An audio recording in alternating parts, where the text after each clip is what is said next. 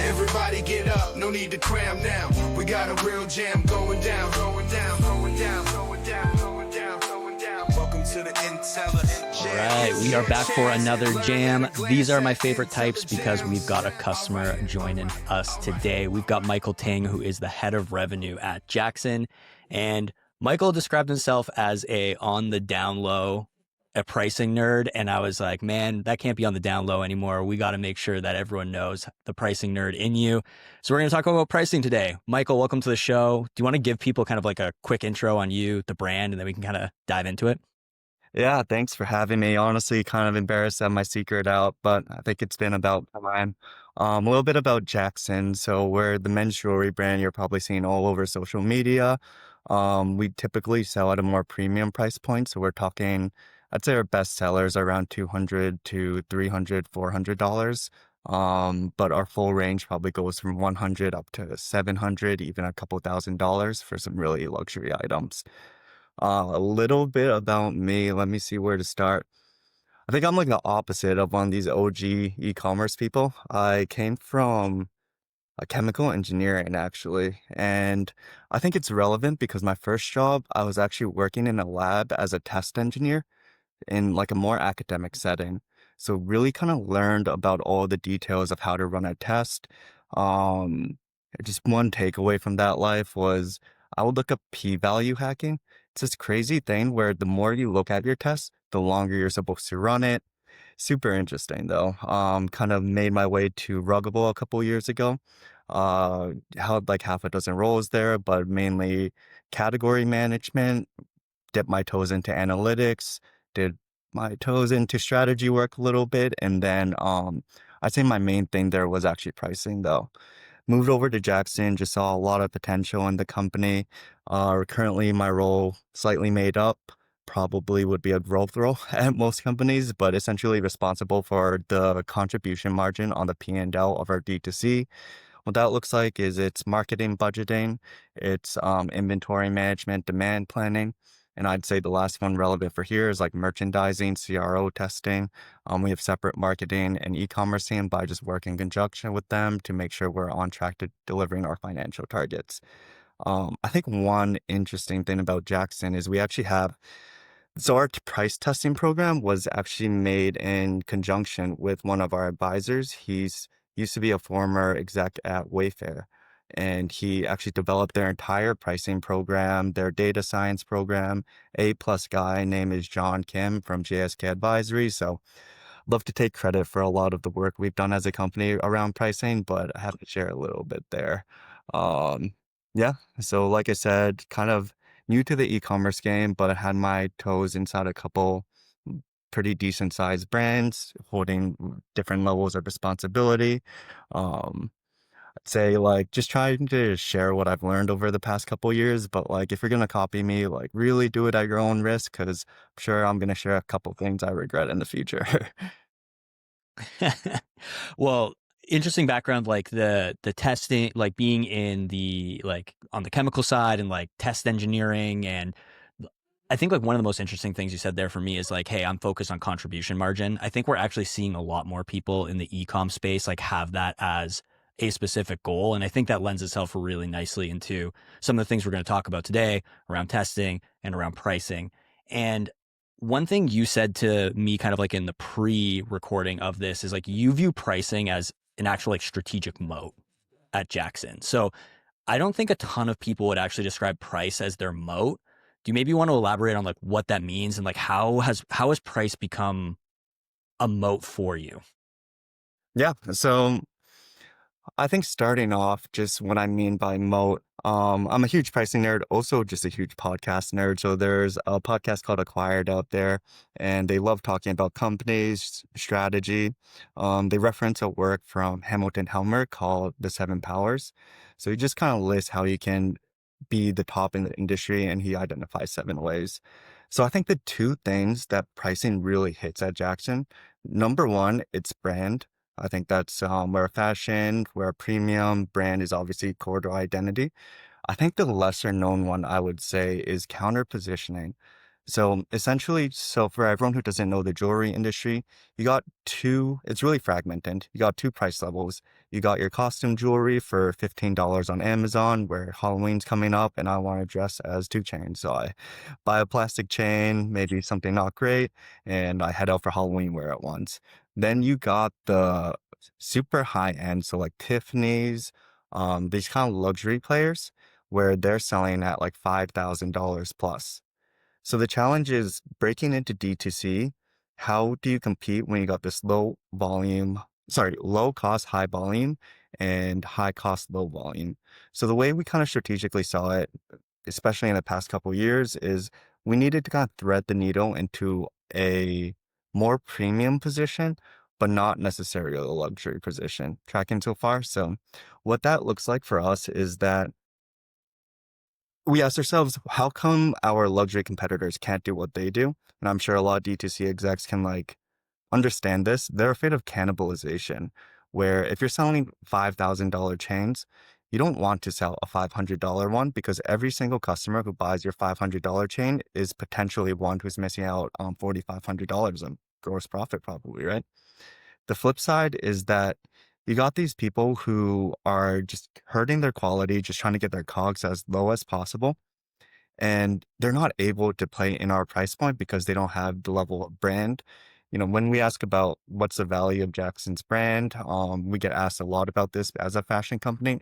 It really is kind of the promise we give our customers around quality, where they're willing to pay a premium for that promise of quality, for the promise that their chain won't fade, it won't turn their neck green, it won't break after 3 usages. So that's kind of how we've positioned ourselves using pricing, is we're trying to thread the needle between being this premium player that our direct competitors at a lower cost, just they can't play at our price point. It's not how their brand is perceived. That's kind of how we stop them from incurring into our territory.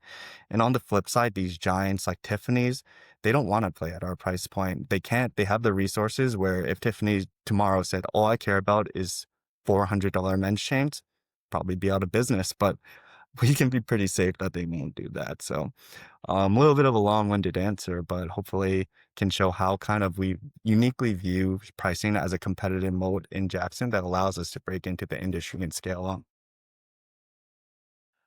Definitely not a long-winded answer. Every single bit of that was super informative. And I love like, hey, we've got the low end, we've got the high end, and we're actually going to use price to help position us in the market and actually view how we are priced as part of the brand perception. And I think that's something that I don't think enough D2C brands are thinking about. How does price actually like trigger how people think about my brand and my product as it's related to those other products? So I think it's like super smart. And a few times in there, you said like, hey, we're going to thread the needle. We're going to be lower price point than the luxury guys. They don't want to come down here. We're going to be at a higher price point than kind of like, I don't know, the Amazon brands or the costume jewelry or whatever we want to call that. So like, how do you go about figuring out where that price is? Because you said, hey, I care about contribution margin. I care about gross profit. How do you thread that needle? How do you find that price point? Or I'll have us take a quick step back because I just need to pitch a little bit about the story that we've had with Intelligems, why we found you guys, and how we've worked with you guys. So essentially, we always knew that there was this moat around pricing, and we knew we had this brand power. And it was just how do you actually get the value out of the brand power? So the way we approach pricing before is it'd be $20 increase to everything, $20 decrease to everything, but just do it for 2 months and hopefully we see what happens. The problem though is that even if I find the right pricing for our entire company, that's definitely not the pricing for each product, where each product is nuanced. If I try to price test one product though, and it's like 10% of our sales, and it's a 5% lift, that would be phenomenal. 5% lift to one of your best sellers. That's only 0.5% of your total business. And I would challenge any 8, 9 figure brand, like, tell me accuracy within 1% what tomorrow's sales will be. Like, it's a little bit of a challenge, especially over the next month. Like, we just didn't have that level of precision. What Intelligems has really enabled us to do is not only can we just do these big swings, broad movements, but we're able to price each one of our categories at exactly what we find is optimal. And then the products and then maybe even the offers is where we're dipping our toes into right now. So I would say, I mean, at the high level, the results we've driven using guys that are individual tests driving 7 figures in gross profit straight to the bottom line.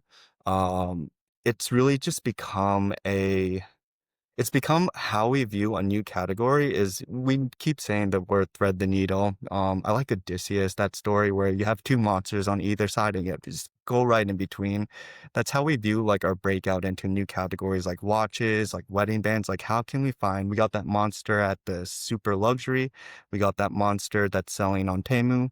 How do we thread that needle? And really you guys have been crucial for us being able to identify that. Talking a little bit about going to your guys' actual tool though and why it's like different. You got some A+ statisticians over there where I think one of the challenges is how do you run a statistical test on revenue per user, gross profit per user? It's going to get slightly technical, but the challenge is that if I use like normal curve assumptions, so all the normal statistical tests we do on A/B testing, the problem is that it assumes that my pricing is $100, $200 plus or minus $50. But in reality, what our pricing is it's a lot at 200, a lot at 250, and a little bit at 300, a little bit at 150. Like it's not a smooth curve.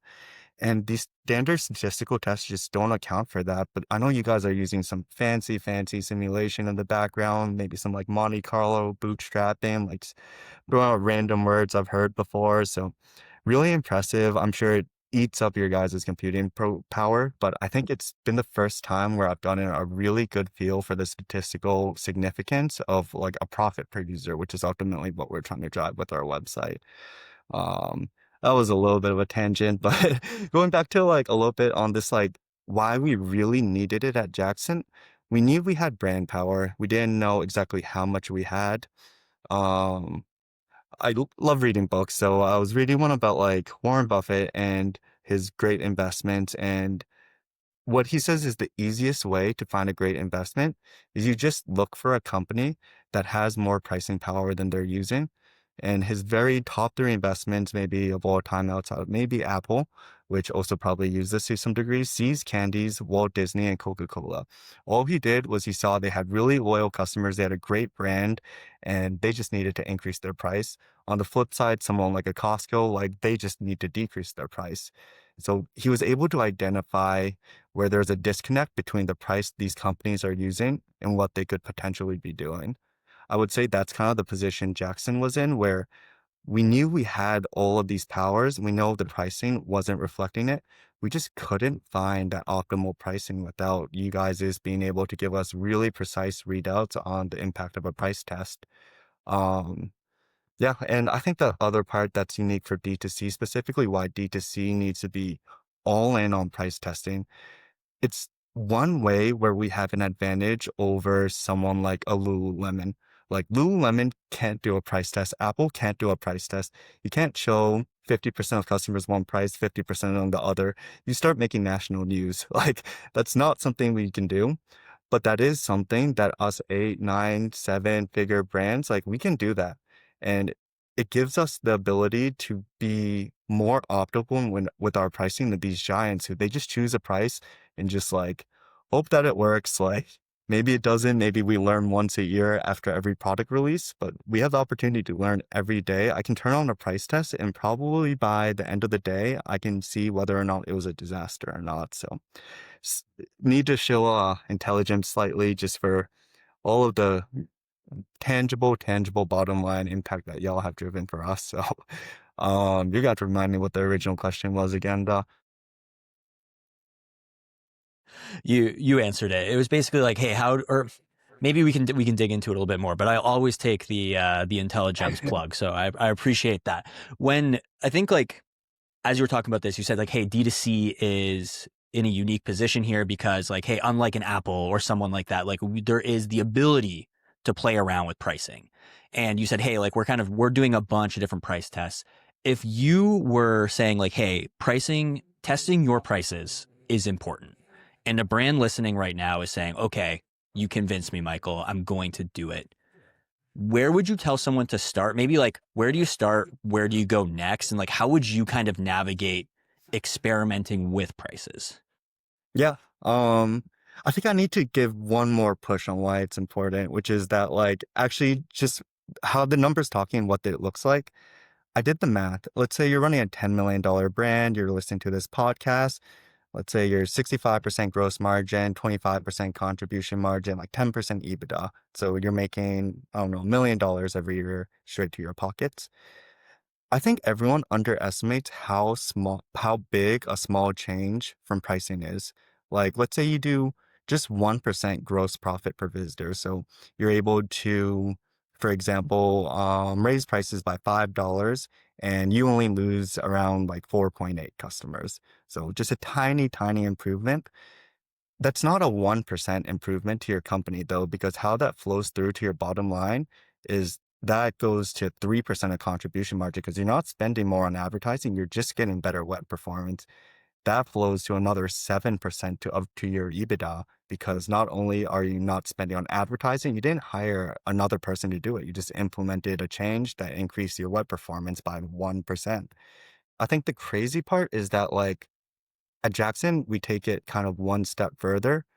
And this is where it gets really fun, where let's say now I got 7% extra EBITDA. I just stick it right back into our advertising spend, flood the site with more traffic. What that lets us do is we can spend more.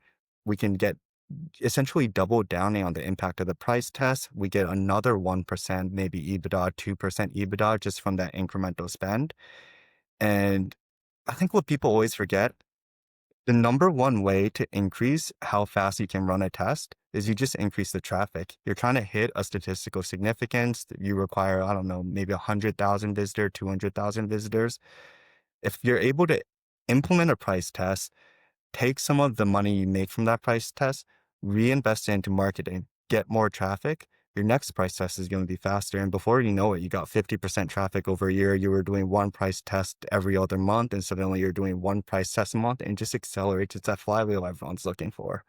So I think that like the takeaway is 1% change is 7%. And that, I don't know, depending on your unit economics, it might be even higher, it might be even lower. But let's just say 7%. You play that 7% right, you can turn it into an 8, 9%. And that's just from 1%. We've had tests 2, 3, 4%, right? So now we're talking about double digit, and you just hit your annual goal by running 2 price tests. So sorry, that was a little bit of tangent, but like how I would say where to start.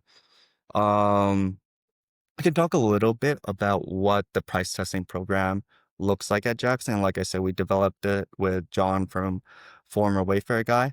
Um, Start big and go small is what I would say. So it's kind of like I like using the analogy of if I told you to boil water to 200 degrees, you wouldn't increase the water temperature a tiny bit to, I don't know, 79 and the increase. You would swing it all the way, boil the water, and then you'd get a little too hot and you would pull back. And that's how you would get it. So you don't just spend all day trying to increase the water by 1 degree, by 1 degree. So what we do is we took the step prior to Jaxxon. A lot of people can, or prior to Intelligems, a lot of people can do this. Just raise everything and lower everything. Figure out, broadly speaking, are you over or underpriced? From there, I would say, like I said, it's all about going narrow and narrower. So then look at each category. Broadly speaking, go lower, higher, just keep going.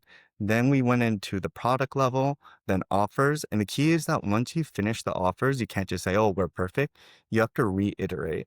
Because maybe I found out that, oh, I should pass on a lot of savings to customers, which is something that Jaxxon found out. And I optimize offers at that price. Maybe at that offer, it's no longer the optimal full price anymore. So you have to kind of iterate. You have to repeatedly do it. I would love an answer about how you optimize these pricing and offers at the same time. I don't think that there's a clear answer unless you're doing like a 10-way A/B test with, I don't know, like 3 offers, 3 different prices. Like it's going to start getting a little bit silly. So within each one, I would say the way we've done it is number one is you need to figure out the right direction to move your price. So am I too high or too low? Number two is just keep pushing in that direction, and it's going to get really uncomfortable. But you have to overstep, because the only way you know that you overprice something, you move too far in one direction, you don't know until you actually cross that line. So what you do is you overstep on that one test, and then you just say, well, we found it, let's pull back. So what that program looks like at Jaxxon is we're kind of at a stage. We did our broad pricing strategy, and now we're really just trying to find the sweet spots within each of these categories. Some categories that are less like that have less options, we're even at a product level. And then we've also began dipping our toes in kind of the offer level for some categories. It's a lot of iteration. It's a lot of just making sure, I'd say the hard part is just making sure you're always testing. It sounds really easy, but at any given point, you have to know what's you're currently testing, what's on deck. You have to have semi of a line of sight. Yeah. I love that method. Well, two things I love that you said there. Like, hey, you have to cross the line to know where it was. And like sometimes that is uncomfortable. And it's like, hey, okay, I've actually priced to the point. And again, if you're going up, like I priced to the point where like, oh, I actually see a significant conversion dip. Like I've actually seen where the curve changes on this. And like, okay, now I can actually make those, we call them like surgical adjustments, is like, okay, you made the big swing, you found out like roughly where this happens. Okay, now let's fine tune around that mark to see like where optimal is. And the other thing you said there that I am absolutely obsessed with is always know what you're going to test next. Because I think like anytime you are running a test and then it ends and then you're sitting and you're not testing something, is you're just like losing out. Like those are minutes, that is traffic that is coming to your site that you are not learning something on. You're just assuming you had the best, I don't know, optimal situation for that traffic that was coming in. So like, I think for everyone listening, like again, like start big, start to get surgical. And I like, hey, we now got to the bottom, like we've got super surgical. Let's go back to the top again, because like maybe everything has changed. Maybe the market has changed. Maybe a competitor has done something and you can kind of like figure it out again. Maybe last question here before we jump, Michael, is you said like, hey, you used the word full price item in that last answer. Do you guys do anything different when testing to try to find like, hey, this is the permanent price of this item, and then like testing for, well, this is like our Black Friday price, or this is like a Father's Day price or something? Like, are you testing between the always on price and the promotion price?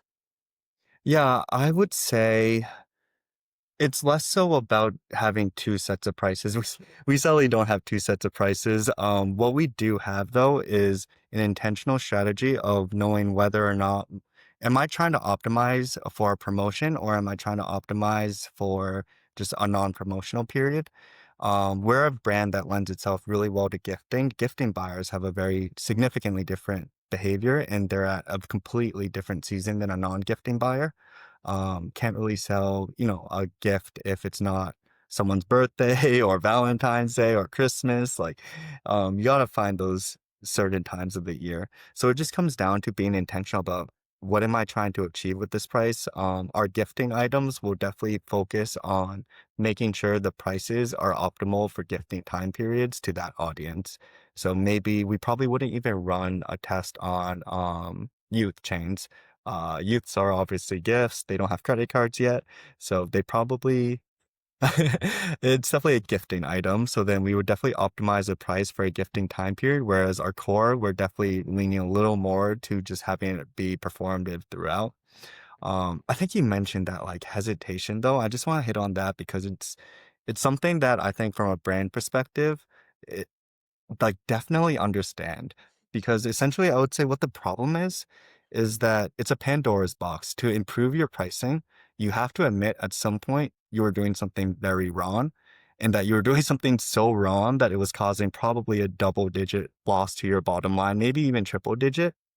And then it's easier to sometimes just pretend that we were right, things are going well, why rock the ship? And I definitely found myself in those shoes. What I would kind of say though is that, like you mentioned, you got to overstep in order to find the optimal price. You have a worst price test of all time. You lose money for 1 month, but one good price test, you're probably making money for that for what, 2 years at least, 3 years? Like you're making order of magnitude more amount of money from a successful price test than a failed one. It's essentially like, let's say, what does it take for my price testing program to break even over 2 years? I just need to bat 5%. And like at Jaxxon, we're probably batting 30 to 70%. Like we're getting 6x, like 10x returns on our pricing program. The only thing is that you can't force your pricing program or expect it to be profitable this month. Like I have a dozen tests out. I need to accept that probably at best, it's going to break even this month. I'm going to have good ideas. I'm going to have bad ideas. The difference is I'm going to turn off those bad ideas next month. So I'm going to lose 1 month of money. So 6 tests I turn off after 1 month. The 6 tests that are good, maybe I run a second month just to be super sure.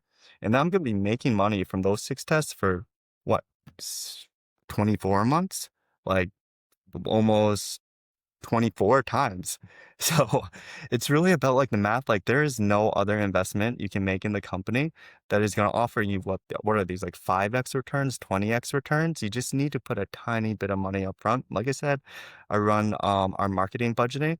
If someone told me that, hey, you need to have a first month not profitability or first month break even, but your LTV over CAC will be 6x over the next year, I would put every single dollar, I would sell everything I had. I would not drive a car and I'd put everything into that program. And that's essentially what your price testing program is.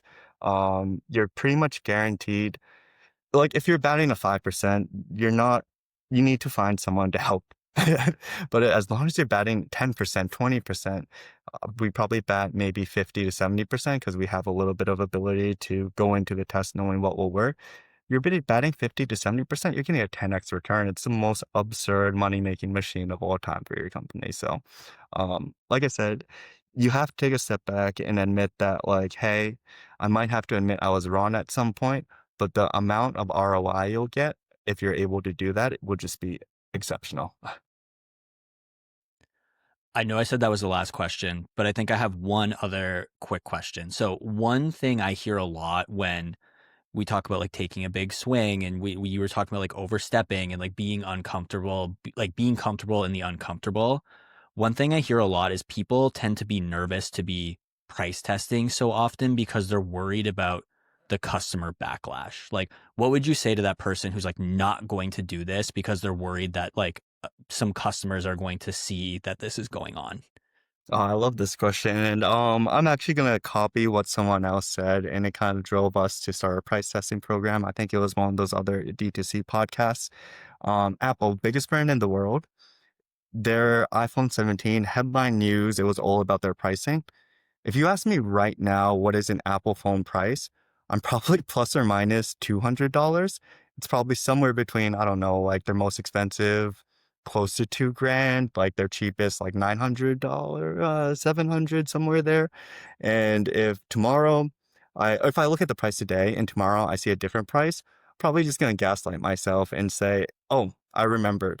And like, just being honest to everyone's brand, you're not Apple. Like people are not going to remember your price. You could raise your price $50 and your customers are going to, there will be customers who notice. There are these kind of very price sensitive people, but broadly speaking, your customers aren't going to recognize. And even better if you lower the price, maybe you trigger a couple price drop journeys. Like that's an entirely different conversation.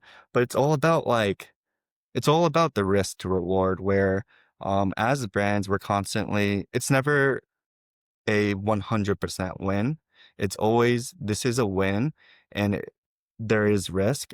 Is the risk worth the reward? And what I'm saying is that if you can make a 1% improvement, if you can make a 2% improvement, you're probably hitting your annual goal solely based on two good price implementations. How many other things in the business can have that level of impact? And what is the worst case scenario? Like, treat the customers well. Like, hey, if they notice, like you can offer a discount. I've never heard of someone unhappy with a price reduction. Maybe someone bought previously, give them some credit. It hasn't been a serious issue because like I said, once again, we're not Apple. We're not even Lululemon. You could probably change the price.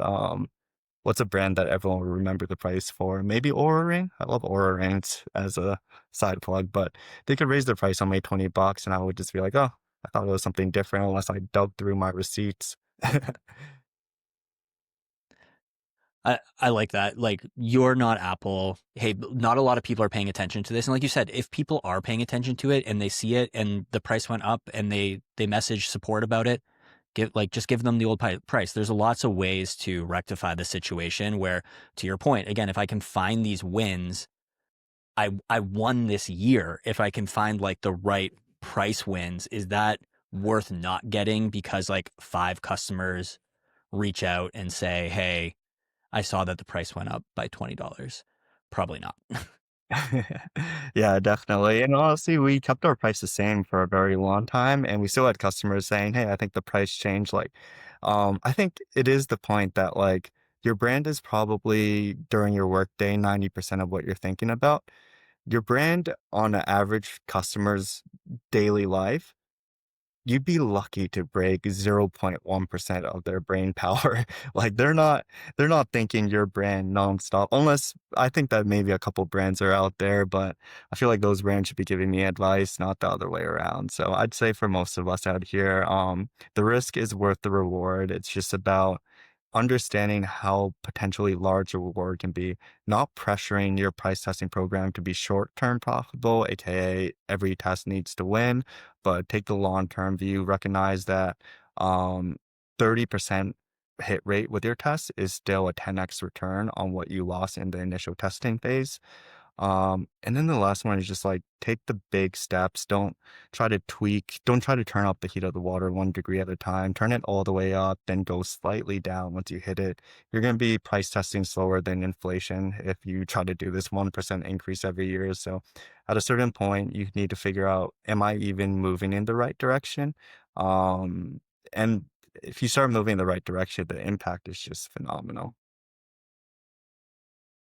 Love it. That's probably a good spot to break. Michael, before I let you go, is there anywhere where people can kind of follow along with what you're doing? LinkedIn, Twitter, anything you want to shout out before we let you go? Oh, I'm trying to start my Twitter. I got 20 followers right now, and half of them seem to be let's just say online model bot accounts. So at Michael Ting on Twitter, would love if someone followed me. On the flip side, LinkedIn, yeah, you can add me. I've always wanted to post some funny memes on LinkedIn. Haven't really dipped my toe into that bucket yet, but someday I might have some entertaining content there.